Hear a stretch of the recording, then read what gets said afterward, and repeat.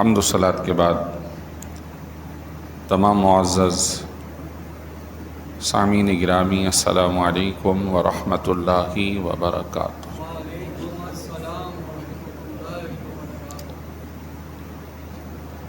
ایک آیت مبارکہ تلاوت کی ہے، دعا کرتے ہیں اللہ رب العالمین سے کہ اس کے تحت صحیح سماعت کرنے اور عمل کرنے کی توفیق عطا فرمائے۔ پچھلی جمعۃ المبارک کو ایک خاص عنوان سفر المظفر کی نسبت سے بیان کیا تھا، جس میں نیک شگون یا بد شگونی، نیک فالی اور اسی طرح مختلف باتیں عرض کی تھی۔ اسی سے سلسلے کو آگے بڑھاؤں گا۔ اللہ تعالیٰ سے دعا کرتے ہیں ہمیں مزید صحیح سیکھنے اور عمل کی توفیق عطا فرمائے۔ دیکھیے، جس طرح پچھلے جمعۃ المبارک کو یہ بات عرض کی تھی کہ عرصہ دراز سے لوگوں کے اندر ایک تصور بدشگونی کا ہے، تھا عرب میں بھی اور ہندوستان میں بھی، دیگر قوموں کے اندر بھی، تو اسلام نے اس کی نفی کی ہے کہ بدشگونی وغیرہ کوئی چیز نہیں ہوتی، سفر کی نحوست کوئی چیز نہیں ہوتی۔ ہر دن اللہ کا بنایا ہوا ہے اور ہر دن میں اللہ کی رحمتیں ہیں۔ یہ ہمارے اپنے اعمال اور کردار ہیں کہ جس کی وجہ سے ہمیں اس چیز کا سامنا کرنا پڑتا ہے۔ اس کے باوجود اللہ تعالیٰ نے ارشاد فرمایا ہے، ما اصابکم من مصیبت فبما کسبت ایدیکم ویعفو عن کثیر، 25واں پارہ۔ فرمایا جو بھی تمہیں مصیبتیں آتی ہیں وہ تمہارے اپنے اعمال کی وجہ سے، اور بہت سارے اعمال تو ہم معاف کر دیتے۔ تو یقیناً ہم اپنے اعتبار سے سوچیں، انفرادی سطح پر تو ہمیں جتنی نعمتیں ملی ہوئی ہیں اس کے مقابلے میں ہمارے اعمال بہت کم ہیں، ہماری فرما برداریاں، نیکیاں بہت کم ہیں، جبکہ اس کے مقابلے میں اللہ کی نعمتیں بہت زیادہ ہیں۔ تو اس کی وجہ یہی ہے کہ وہ رحیم، کریم، ستار رب معاف کر دیتا، اس کے باوجود عطا کر رہا ہے، روک نہیں رہا۔ اگر انسانی فطرت کے اعتبار سے ہم خود سوچیں تو اگر ایک کسی دکان کا، کاروبار کا، کسی کمپنی کا آنر ہو، مالک ہو، اور وہ اپنے ورکر کے لیے، ماتحت کے لیے کوئی رول ضابطہ جاری کر دے، اور وہ ورکر، وہ ملازم، وہ اجیر بار بار اس رول کی خلاف ورزی کرتا ہو، تو ذرا سوچئے آنر کیا کرے گا؟ اس کی تنخواہ روکے گا، اس کے پیسے کاٹے گا، اور اگر وہ مار سکتا ہے تو مارے گا، جیسے استاد اپنے شاگردوں کو مار رہے ہوتے ہیں بسا اوقات۔ اوے چھوٹے، تو نے یہ کام نہیں کیا۔ کوئی مکینک ہے، کوئی کچھ ہے، کوئی کچھ ہے، بسا اوقات عزت کے حوالے سے اس کو گالیاں دیتے۔ یہ سب کچھ ہو رہا ہے۔ تو اللہ تبارک و تعالی ہمارا خالق و مالک ہے، ہماری ہر چیز کا آنر ہے، ہم اس کے رول اور ضابطوں کی خلاف ورزی کر رہے ہیں۔ تو فرمایا کہ جو تمہیں آزمائش یا تکالیف آتی ہیں وہ تمہارے اپنے اعمال کی وجہ سے، تمہارے اپنے کیے ہوئے کی وجہ سے، ورنہ ہم ویسے تو ہم بہت زیادہ معاف کر دیتے۔ اگر صحیح گرفت کی جائے تو شاید اس سے کہیں زیادہ آزمائشیں ہوں اور تکلیفیں ہوں۔ تو اصل ہمیں اپنے اعمال و کردار کو درست کرنے کی ضرورت ہے۔ اب جدید زمانے کے اندر بظاہر جس طرح ایک علمی، ترقی یافتہ ٹیکنالوجی کا زمانہ آگے بڑھ رہا ہے، تو یقیناً جیسے پہلے لوگوں میں کانسیپٹ سفر کا یا دیگر چیزوں کا تھا، آج اتنا نہیں ہے. نئی جنریشن اس سے کچھ یا کافی حد تک محفوظ ہے. کیوں کہ وہ ان تمام چیزوں سے نکل کر کسی اور ایک زاویے سے سوچ رہی ہے، دیکھ رہی ہے اور آگے بڑھ رہی ہے. بالکل ٹھیک ہے، لیکن یہ آگے بڑھنے کے ساتھ ساتھ جہاں وہ ان رسم و رواج سے باہر نکلی ہے یا نکل رہی ہے، اس میں ایک حصہ خرابی کا بھی آ رہا ہے. اور وہ خرابی کا یہ آ رہا ہے کہ صرف وہ رسم و رواج سے ہی نہیں نکل رہی، بلکہ وہ دینداری اور مذہب سے بھی بیزار ہونے کی طرف جا رہی ہے. وہ کسی اور پیرائے میں جانا چاہتی ہے. اور صرف ہماری قوم میں ابھی یہ شروع ہوا ہے. اور جس قوم کو، جن لوگوں کو، یورپی ممالک کو ہم بظاہر سمجھتے ہیں دنیاوی اعتبار سے ترقی یافتہ ہیں، تو وہ اصل بیسک یہی ہے کہ انہوں نے دین اور مذہب اور جو معاملات تھے اسے چھوڑ کر وہ کسی اور تناظر میں دیکھنا شروع ہو گئے، اور اب وہ اپنے مذہب سے بھی بیزار ہونا شروع ہو چکے ہیں اور ہو چکے ہیں. لہٰذا ہم اس وقت کرنٹ پوزیشن میں جب یورپی ممالک کے اندر دینی اعتبار سے دیکھتے ہیں تو ان کی عبادت گاہیں سنسان ہیں، ان کے چرچ بند ہیں، بلکہ ان کے چرچ یا عبادت گاہیں بک رہی ہیں. وہ مذہب سے لا مذہب کی طرف جا چکے ہیں اکثریت، اور وہ مذہب کو چھوڑ چکے ہیں، اپنی زندگی سے نکال چکے ہیں. اور ان کا سلوگن یا نعرہ یا بات ہے کہ مذہب جو ہے وہ ذاتی مسئلہ ہے، انفرادی مسئلہ ہے. کوئی مذہب کو فالو کرتا ہے یا نہیں کرتا ہے یا اس کا پرسنل ہے، کسی بھی صورت اس کو معاشرتی اعتبار سے دخل اندازی کی گنجائش نہیں ہے. لہذا انہوں نے اپنے تمام تر قوانین، اپنے تمام تر معاملات اپنی مشاورت پر، اپنی عقل کے مطابق بنانا شروع کر دیے. اسی کو ان علاقوں کے اندر جمہوریت کہا جاتا ہے، اسی کو پارلیمنٹ کہا جاتا ہے، اسی کو ان کے وزراء کی کیبنٹ کہا جاتا ہے. اور وہ کیبنٹ، وہ مشاورت جس چیز کو صحیح کہہ دے گی وہ قانونی اعتبار سے صحیح ہے، اس کے اندر مذہب کا، دین کا کوئی عمل دخل نہیں ہے. اس کی ایک مثال ہے، جیسے بعض ممالک کے اندر مرد کی مرد کے ساتھ شادی کو قانونی درجہ حاصل ہو گیا، عورتوں کی عورتوں کے ساتھ اسی طرح جو نہ مرد ہیں نہ عورت، جنہیں ہم خنثی یا ہجڑا کہتے ہیں، ان کے ساتھ گے سسٹم کے اندر شادی بیاہوں اور اس سلسلے کو انہوں نے قانونی درجہ دے دیا، یعنی جائز ہے.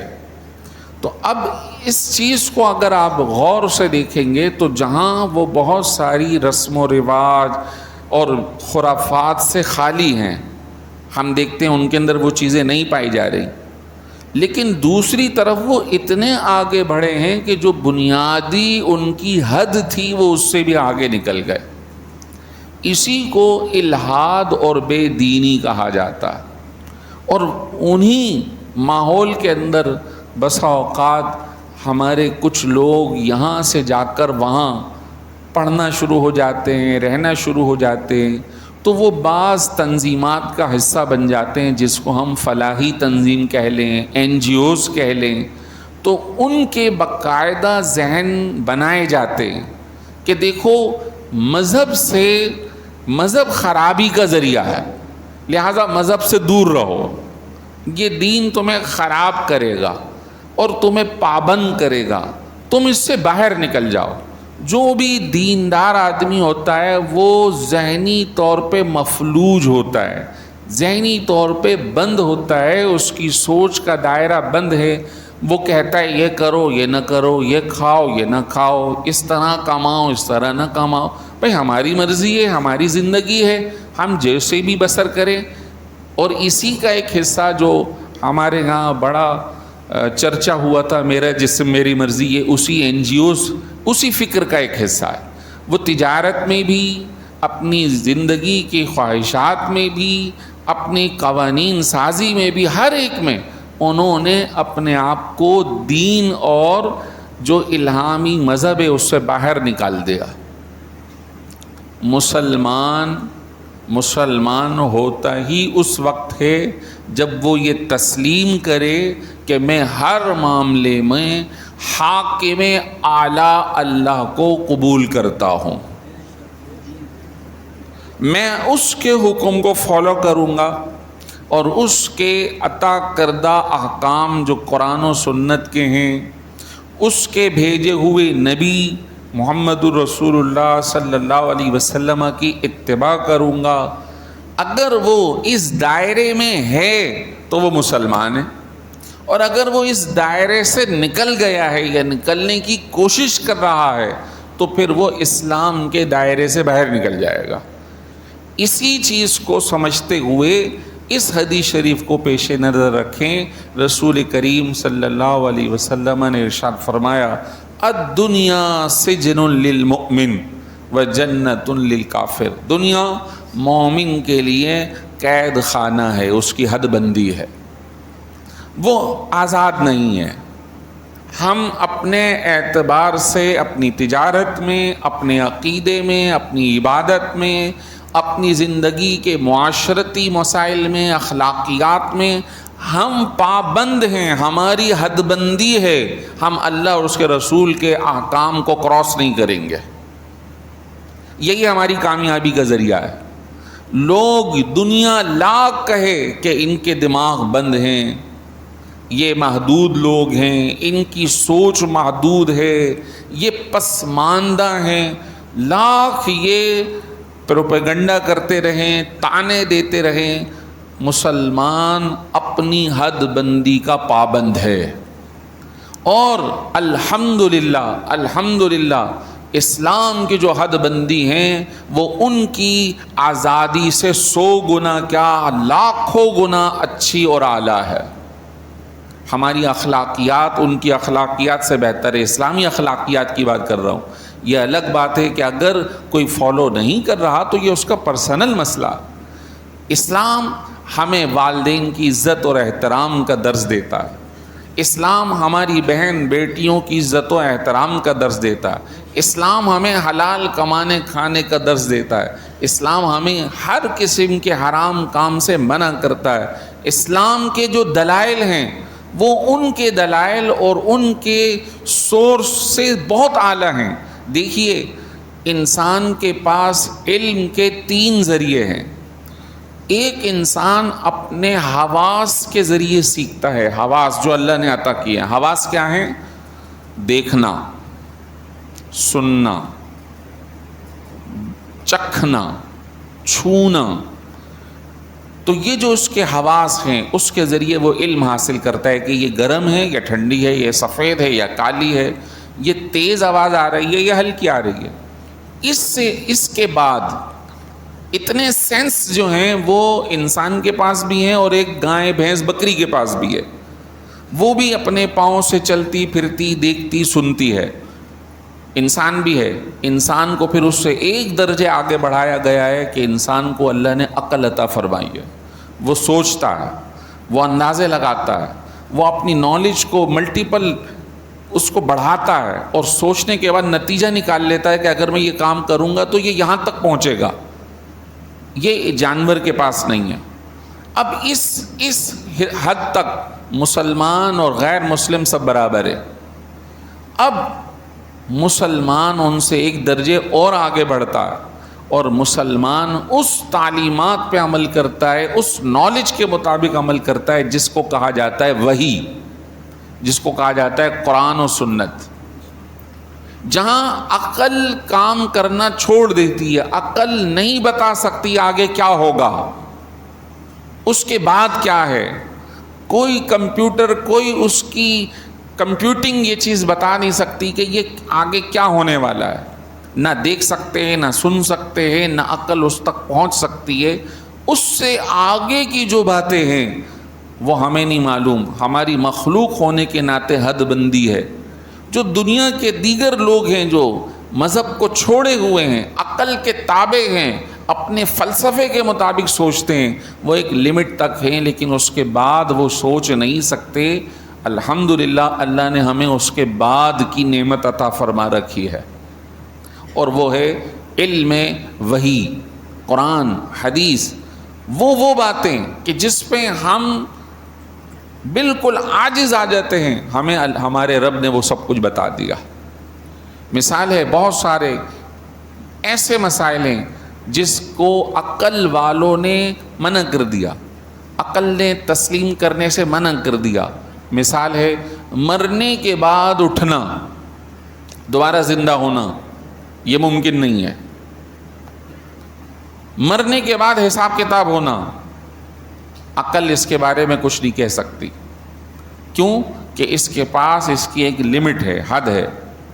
اسی طرح اللہ تبارک و تعالیٰ کے حوالے سے تصور, خالق کا تصور, جنات کا, فرشتوں کا تصور, جو عقل کے مطابق لوگ وہ کہتے ہیں بھائی ہم نے دیکھا ہی نہیں. لہذا بے دینی کا ایک سیلاب اس طرح بھی مسلمانوں کے اندر داخل کیا جا رہا ہے. دیکھو, جس کو عقل تسلیم نہ کرے اسے تسلیم کرنے کی ضرورت نہیں ہے. جس کو عقل تسلیم نہ کرے اسے تسلیم کرنے کی ضرورت نہیں ہے.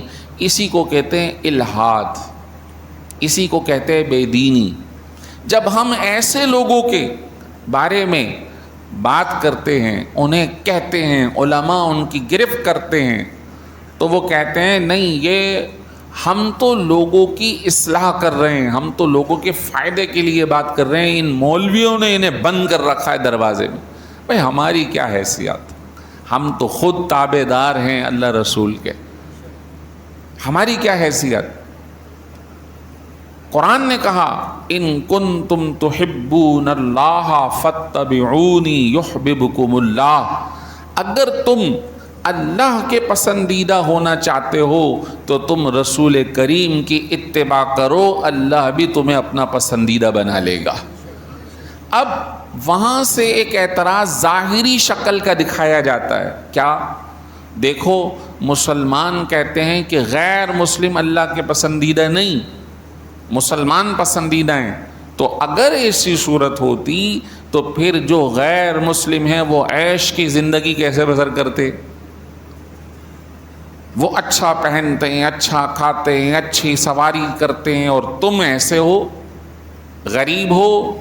سارے اسلامی ممالک جو ہے وہ مالی اعتبار سے کمزور ہیں, تم اپنے آپ کو جناب والا پسندیدہ اور ان کو ناپسندیدہ کہتے ہو, جبکہ شکل تو یہ نظر آتی ہے وہ اللہ کے پسندیدہ جبھی تو انہیں ملا ہوا ہے. اب اس بات کو ایک واقعے سے جوڑتا ہوں. نبی رحمت سرکار دو عالم صلی اللہ علیہ وسلم ایک روز آرام فرما ہے, اور بستر کیا ہے؟ چٹائی ہے. تکیہ کیا ہے؟ ایک پتھر کی اینٹ ہے. سو کے جب بیدار ہوئے تو چہرے انور پر اس کا نشان تھا, پیٹھ پر چٹائی کے نشان تھے. عمر فاروق رضی اللہ تعالیٰ عنہ آئے, حضور کے اس معاملے کو دیکھ کر رو گئے اور عرض کرنے لگے یا رسول اللہ صلی اللہ علیہ وسلم, کیا ہم حق پر نہیں ہیں؟ فرمایا ہاں حق پر ہیں. کیا ہمارا دین حق نہیں ہے؟ فرمایا ہے, حق ہے. فرمایا حضور, عرض کی حضور پھر کیا وجہ ہے کہ ہم اس قدر آزمائش میں ہیں؟ اور اسی زمانے میں روم اور فارس, روم عیسائیوں کی سلطنت تھی اور فارس ایران اس وقت آگ کی پوجا کرنے والوں کی سلطنت تھی. روم اور فارس یعنی ایران کے لوگ مخملی ریشمی بستروں پر آرام کرتے ہیں, اور آپ نبی آخر الزماں ہو کر اس چٹائی پہ آرام فرما ہیں. جب ہم حق پر ہیں تو ہمیں وہ نعمتیں کیوں حاصل نہیں؟ حضور نے فرمایا ہم نے آخرت کو قبول کر لیا ہے, ہم نے آخرت کو قبول کر لیا ہے, ان کے لیے دنیا ہے.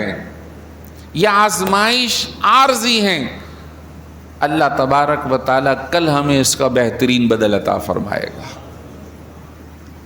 پھر اللہ نے وہ دن بھی دکھائے کہ وہ روم جو سپر پاور تھا اللہ نے وہ ماتحت کر دیا، وہ ایران جو سپر پاور تھا وہ اللہ نے اسلام کے ماتحت فرما دیا۔ لیکن آقا علیہ الصلوۃ والسلام نے اس مسئلے کی وضاحت فرما دی کہ ظاہر کو مت دیکھو، ہاں یہ جو ذہن سازی کی جا رہی ہے، دیکھو وہ ایسے ہیں تم بھی ایسے کرو۔ تو اب ہمارے جو بھولے بھالے ہیں جو دین سے بسا اوقات ان کے اس پروپیگنڈی کی وجہ سے بیزار ہو کر ان کے پیچھے جا رہے ہیں، ان کے ساتھ جا رہے ہیں، جانے کی کوشش کر رہے ہیں، اور سمجھتے ہیں دین سے نکل کر ہم جو ہے کامیابی حاصل کر لیں گے۔ تو میں صرف 2 واقعے، وقت تو کم ہو سکتا ہے ایک ہی سنا سکوں، قرآن کی 2 آیت، 2 مقامات ہیں کہ کسی غیر مسلم کو اپنا آئیڈیل بنا کر اس طرف جانے کی کوشش کریں تو کل کیا ہوگا۔ ایک ہے سورہ قصص، دولت کو دیکھ کر کسی کے پیچھے چلنا، قارون کا تذکرہ آیا ہے۔ ایک روز قارون جس کا بہت خزانہ تھا، پیسے تھے، سواریاں تھیں، بڑی زبردست پوشاک تھی، جب وہ نکلتا تھا لوگ دیکھتے تھے بھائی بڑا زبردست مالدار آدمی ہے، کاش ہمیں بھی ایسا کچھ مل جائے۔ تو دیکھیے قرآن نے کہا فخرج علی قومہ فی زینتی، ایک روز قارون زیب و زینت کے ساتھ، چمک دمک کے ساتھ، اپنی سواریوں کے ساتھ نکلا اپنے قوم کے اندر، لوگ اسے دیکھ رہے ہیں، تمنا کر رہے ہیں واہ کیا بندہ ہے۔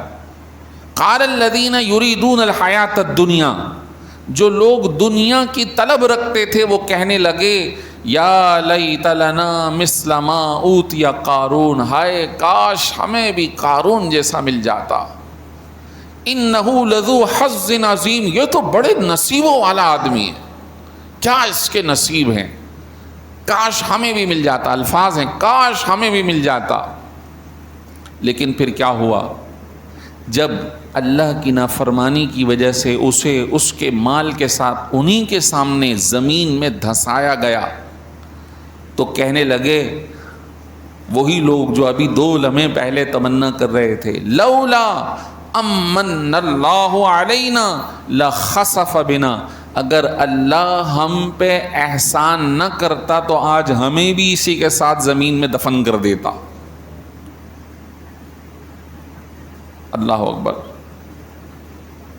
دیکھیے اسے سب کچھ دیا گیا، لوگ اسے دیکھ کر آہیں بھر رہے تھے، لیکن اس کا مالدار، خوبصورت ہونا، اچھی سواری والا ہونا، اچھے لباس والا ہونا اللہ کے پسندیدہ ہونے کی دلیل نہیں تھا، اسے غرق کر دیا گیا۔